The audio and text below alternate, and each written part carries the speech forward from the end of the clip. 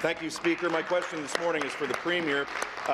Speaker, last week, Premier Wynn's $4.5 million man, Mayo Schmidt, the CEO of Hydro One, was back in the news again. As he delivered remarks at the Empire Club, the $4.5 million man was calling for higher hydro rates once again. In fact, Hydro One is requesting higher hydro rates right now. So, Mr. Speaker, will the government promise that they will stop this proposed hydro rate hike now? Minister of Energy.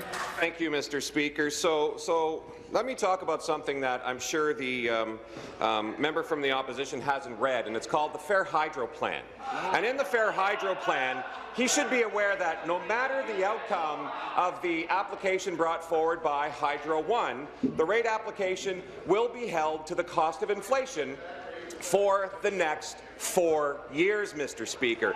That's make sure that we can keep rates as low as possible. We've reduced them by 25%, and I'm sure that he hasn't heard that as well, Mr. Speaker, because that is helping every single family in this province. We've reduced rates by 25%, and as I mentioned, we're making sure that we're holding these rates to the cost of inflation for the next 4 years. Hydro One and its application, Mr. Speaker, are being brought forward.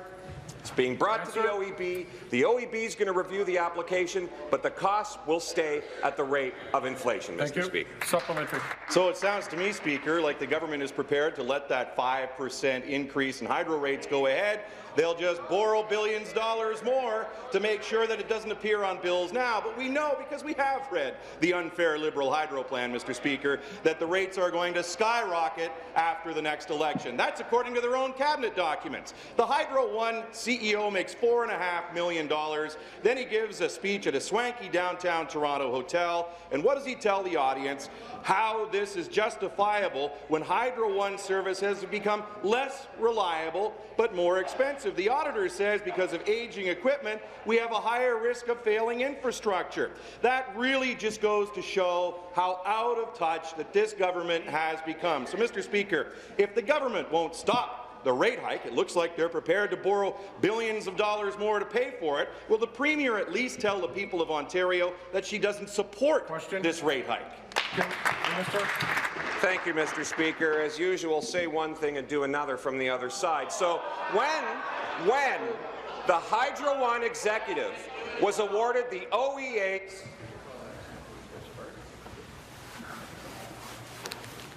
Finish, please.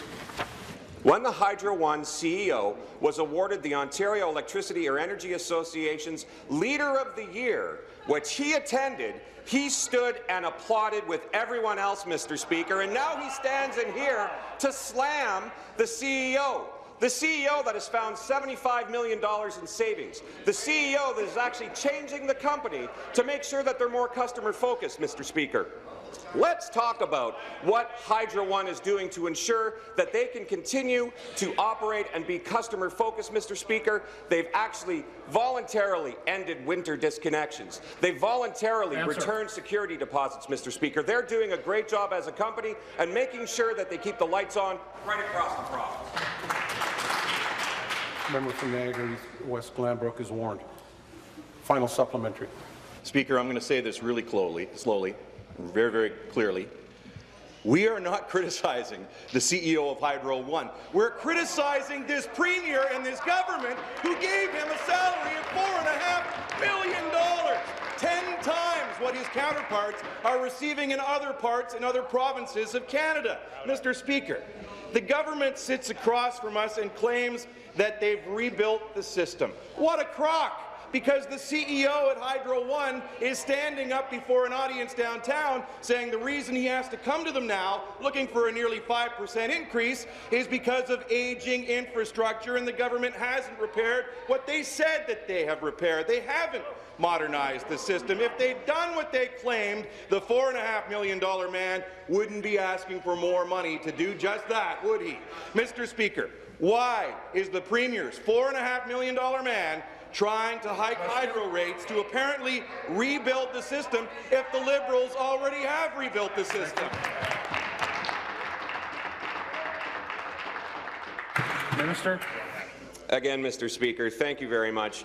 Always pleased to talk about and remind the opposition about the Fair Hydro Plan, in which rates are being held to the cost of inflation for the next 4 years. We've also seen a 25% reduction for every single family and household right across the province. On top of that, Mr. Speaker, we've got families that live in rural and northern parts of our community that are seeing anywhere between 40% and 50%.